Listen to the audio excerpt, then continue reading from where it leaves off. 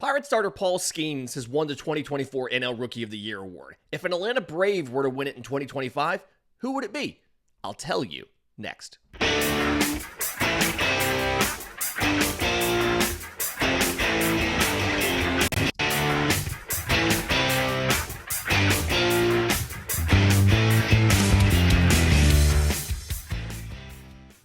Yes, welcome on in to Braves Today for Tuesday, November 19th, your source of news, notes, and updates on your Atlanta Braves. I'm your host, Lindsay Crosby. You can follow me on Twitter and Blue Sky at Crosby Baseball. You can follow the show on Twitter at Braves_today. We have a Facebook page and Instagram as well. You can find all of my written work, bravestoday.com, because this is both a podcast and a newsletter. And a couple things going on in the offseason.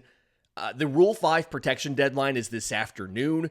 Second segment, we'll talk about who Atlanta's already protected, who is left out there, and both the likelihood of them being protected and the likelihood of them being selected by somebody else. But first, I want to get to Rookie of the Year, okay?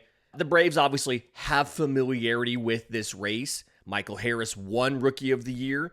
Frustratingly, the Braves did not get a draft pick for it because both he did not spend enough time up in the majors and he was not on 2 of the 3 top 100 lists entering the year.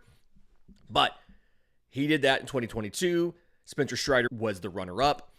And Paul Skeens of the Pirates, as we all expected, won Rookie of the Year. He's a Cy Young finalist. Of course, he's going to win Rookie of the Year over Jackson Merrill and Jackson Chourio. But it got me thinking and talking with some folks. If an Atlanta Brave were to win Rookie of the Year or even be a finalist in 2025, who would it be and why? And I think this is a really interesting debate because this isn't just playtime, right? You can't just look at who is the best player. This is a combination of player, playtime, opportunity, all of that stuff. And I've narrowed it down to 3 or 4 pieces, and I want to go through them all, talk about their path to a Rookie of the Year campaign, their playing time, and what they could do with it. And I think the number one guy that everybody thinks has the best chance to win Rookie of the Year next year, or at least the poll that I put out on social media, a lot of people are saying Drake Baldwin, but I think it's A.J. Smith-Shawver. And it comes down to both talent and playtime, right? It is a lot easier for a pitcher to have the ability to come up and play and contribute at the major league level all season than it is for anybody who is at a position where there is an incumbent as a hitter and you have to wait for some sort of injury or ineffectiveness to get your shot. So let's talk about the fact that I think A.J. Smith-Shawver has the best opportunity to win Rookie of the Year if any Atlanta Brave were to do it next year. Because if you look at the state of this rotation as of now, and I've talked about this on the show just recently, right? You have Chris Sale. You have Renato Lopez. You have Spencer Schwellenbach. At some point in time, you are going to get Spencer Strider back. You don't know when. And after the Walker Buehler episode, I think it's important to point out we don't know how good he will be as soon as he returns. I feel like Spencer Strider's the kind of guy that won't rush back if he's not effective. If he doesn't think he can be effective at the major league level, that's speculation. But losing Charlie Morton and losing Max Fried, both of them potentially, they could come back, means you're losing 59 starts and over 33% of your innings from your rotation from last season. And I've argued on this show the Braves should acquire 2 starters, right? I've talked about maybe you trade for Jordan Montgomery. Maybe you sign Walker Buehler. Maybe you go out and get Sonny Gray. There's a lot of plate directions. So maybe you sign Anthony Eovaldi. There's a lot of directions we've gone with this. But A.J. Smith-Shawver is, at this point, you could see Atlanta saying, we think he can be one of those, I'm going to say 6 rotation members to start the year, because it feels like Atlanta's pretty committed to, we are going to continue with the extra rest for all of our guys. And so AJ Smith-Shawver, to me, has the best shot of being up on opening day or close to it if he pitches well in spring training and he takes one of those jobs. He has the best opportunity to be up on opening day. And when you look at what he can do when he's healthy and when they're not messing around with what he does, AJ Smith-Shawver can be a phenomenal pitcher. Last year was, I'm not going to say a complete write-off. He pitched 4 1/3 innings at the major league level, 4 strikeouts, 2 walks against the Cubs, did not allow any runs, right? So his season ERA for Atlanta was 0.00, but he straightened an oblique in that start. Didn't come back until later in the year. Got the postseason start against the Padres. It didn't go great. But what to know about AJ Smith-Shawver as a pitcher is his stuff is he throws his four-seam fastball a lot, which is not something you see a ton in baseball like you used to 20 years ago and things like that. But it sits 95. He's touched 100 miles an hour with it last season. In the minors, he touched 100 miles an hour with the fastball. It gets good induced vertical break up in the zone, very low vertical approach angle, really good spin efficiency. It is, I would dare say that pitch is at least a plus pitch right now. As it sits right now going into the offseason, the fastball is a plus pitch, which is obviously something that you need to survive at the major league level. Ronaldo Lopez still primarily throws a fastball as his primary pitch. Same thing, it's a plus pitch. He pitched really well last season. The slider, no, let's come back to the slider. The changeup is a pitch that really became a bigger thing for AJ Smith-Shawver last year. And when I watched him in spring training in Northport, he talked about that to us after the start. And he said he's trying to get more comfortable with the changeup, with using the changeup all of the time. Like, he was testing it out in almost every scenario, right? I want to say he threw just mostly fastball changeup in a spring training start because he's trying to get comfortable with the changeup, using it in every scenario, using it, batters of both handedness, things like that. He used it 1/4 of the time last year. In 2023, that was like 6%. So it's become a major part of his arsenal. It had the best whiff rate of any pitch for AJ Smith-Shawver, 44%.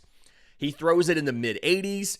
It gets a good amount of fade, and it has low spin, which is a thing you want in changeups and splitters and stuff like that. Herson Waldrop, similar situation. His splitter has some of the lowest spin rates in all of baseball for any non-knuckleball pitch.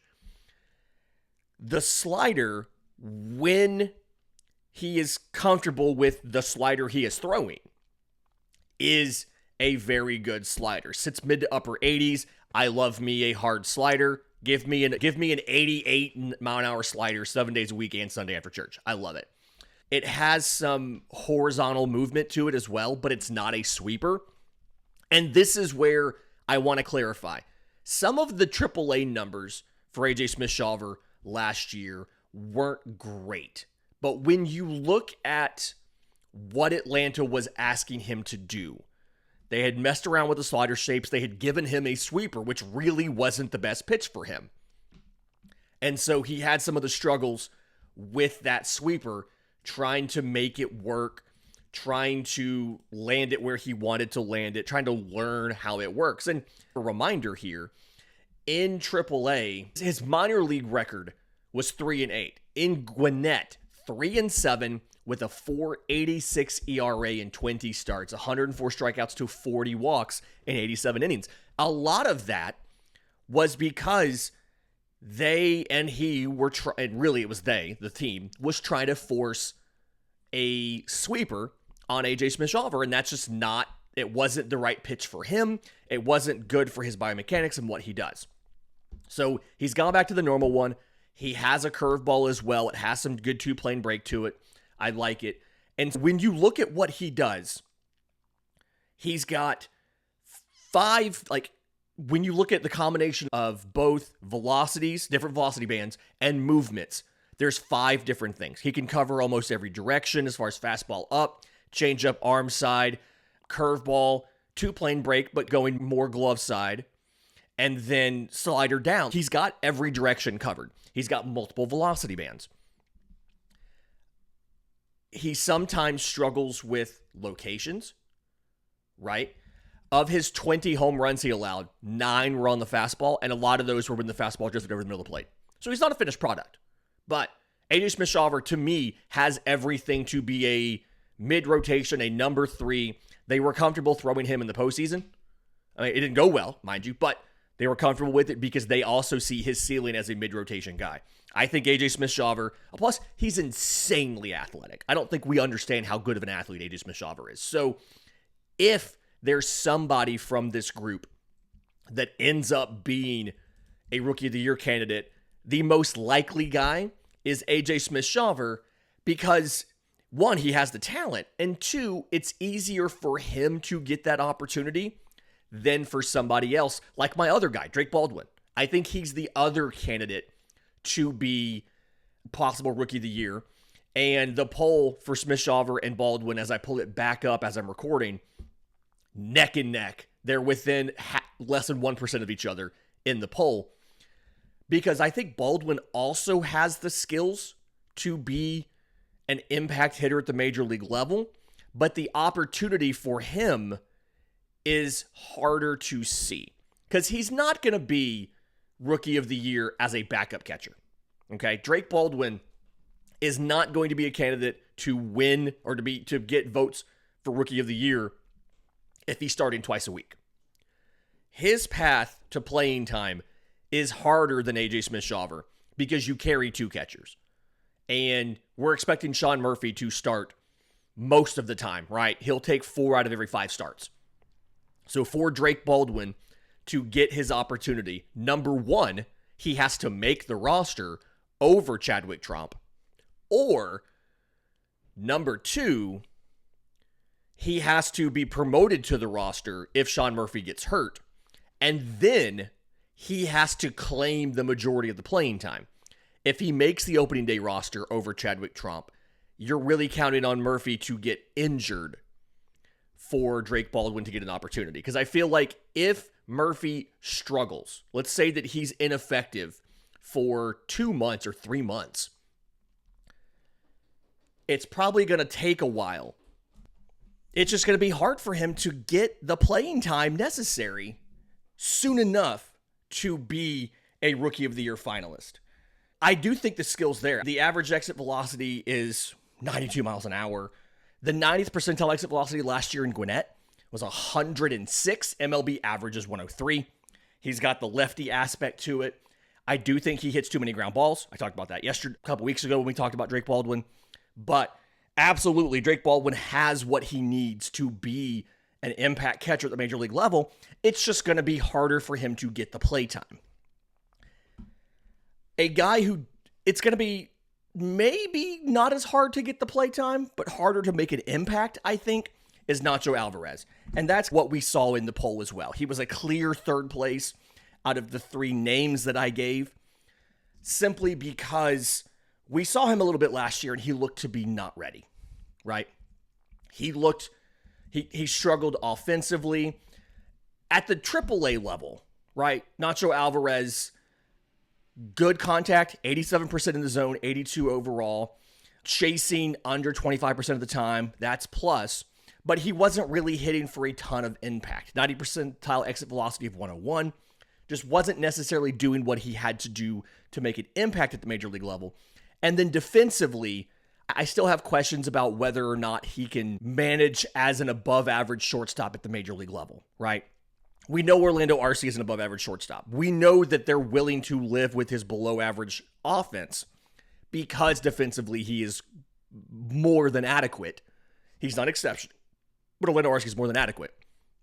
And so that's my question here is Nacho Alvarez has a higher bar to clear because he's not easily more than adequate defensively. You have defensive questions with him, so he has to hit.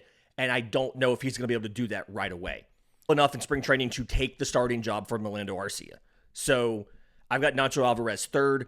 And then after that, it's the field, right? It's Drew Hackenberg. I think Drew Hackenberg can be a guy who can come up in the season and be one of those starters. We've used between 10 and 13 standard starters every season since 2020, right? I think Drew Hackenberg can be one of those guys. That's the platonic ideal of a sinker slider guy. Maybe it's Hurston Waldrop. I had somebody, and I also think this, Hurston Waldrop is going to be destined for the bullpen and could be the closer of the future for Atlanta.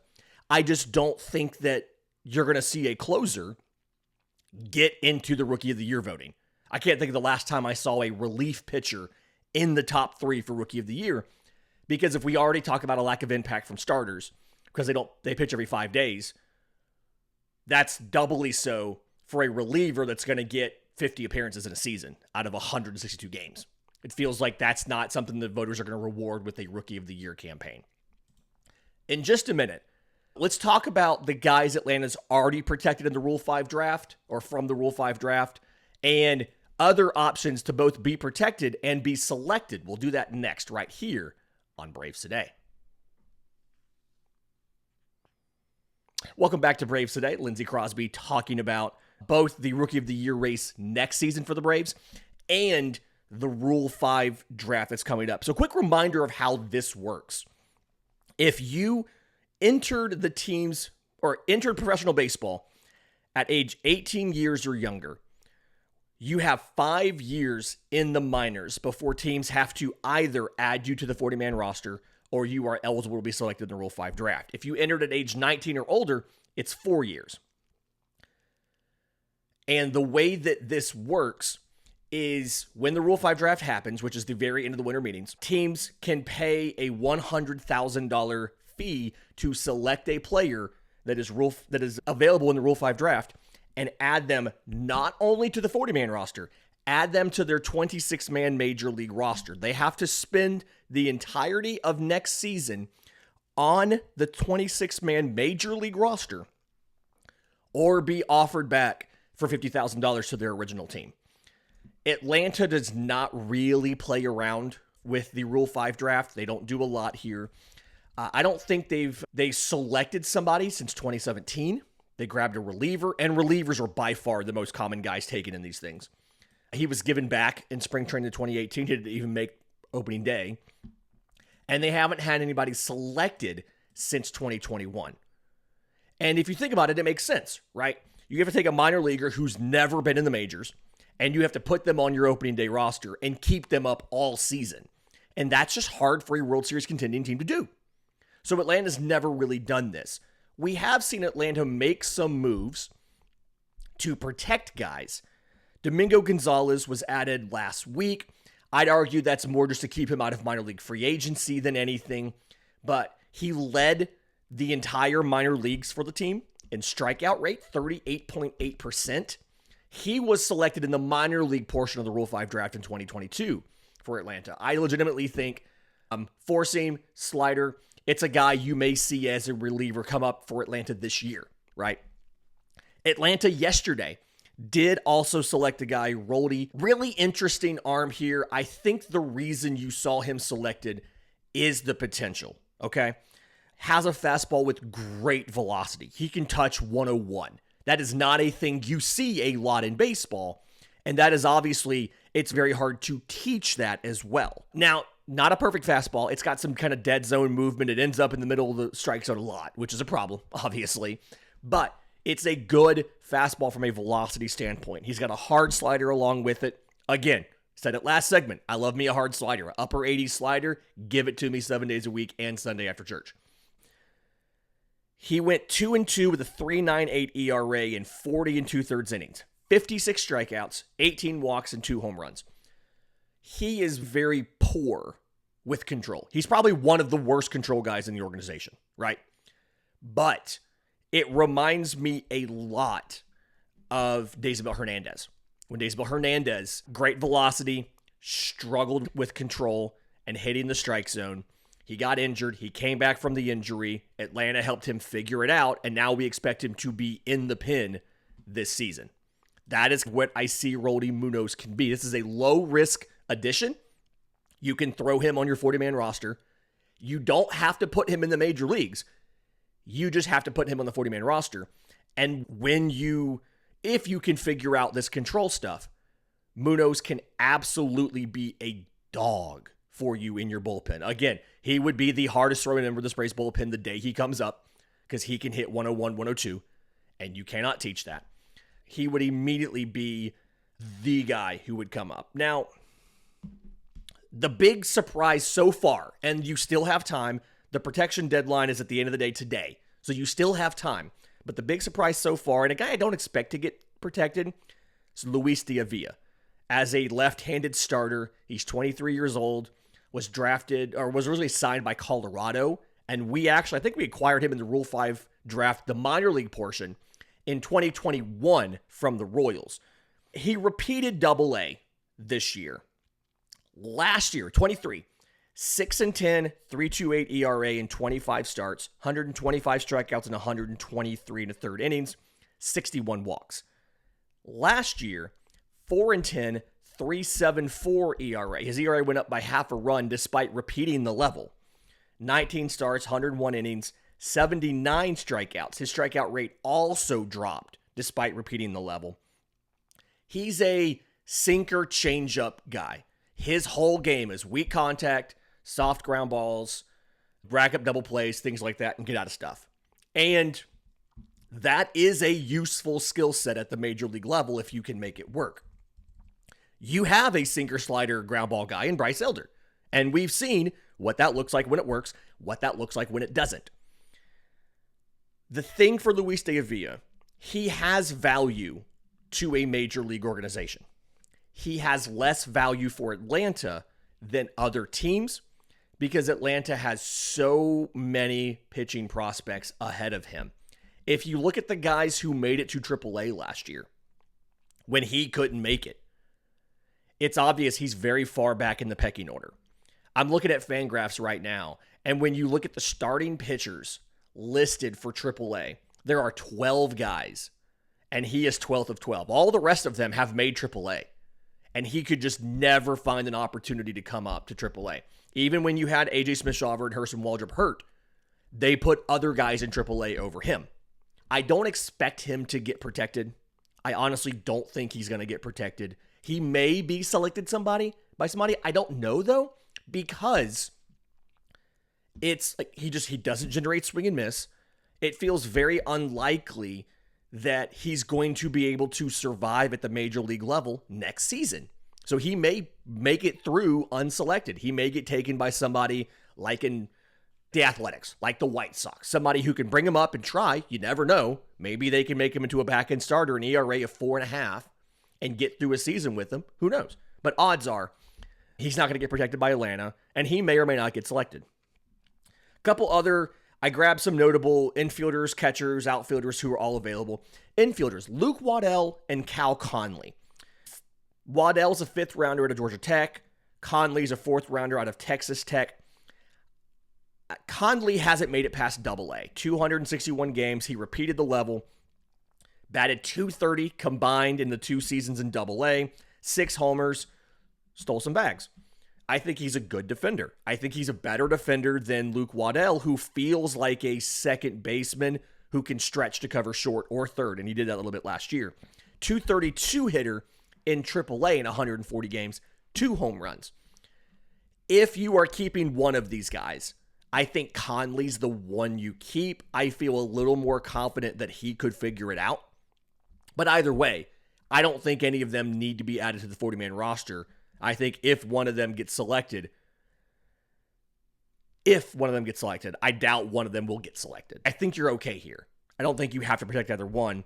I do Conley over Waddell, despite Waddell being the local kid, simply because I think Conley has farther he can develop with the hit tool still, whereas I think Waddell is pretty much where he is, and I do think Conley's a better defender. I think after watching him some this year in Double-A, including a really great play he made in a David Fletcher start, which is always just weird to say, I think Conley could be MLB average at shortstop, which is not something I thought before the season.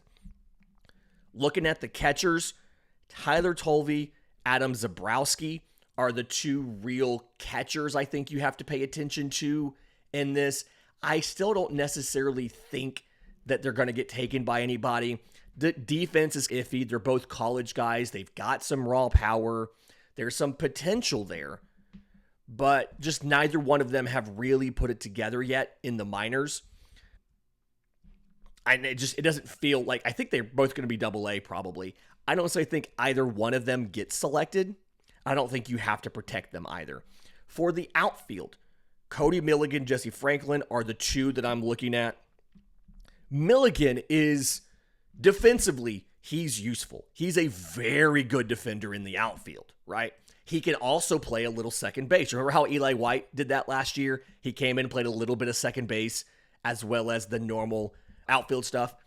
Cody Milligan can do that as well. He's also a short king, and offensively, like he batted in Double-A, 242 games so far. He's batted .261 with 9 home runs. Now, not a great power environment there in Mississippi. We know that. But still, he's a small dude and just doesn't really have the high-end power potential.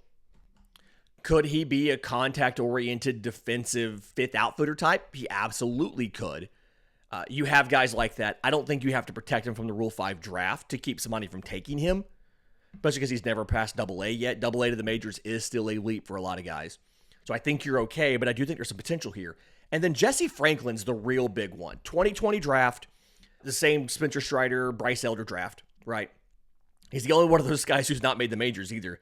He's just missed a ton of time. He had Tommy John surgery. He had shoulder surgery. He missed all of last year. He has 210 career minor league games, and he was drafted in 2020, right? 4 minor league seasons. He has a total of 210 games because of injuries. He's got some raw power potential. We still don't know what his arm strength looks like because he had Tommy John, and then he had shoulder surgery.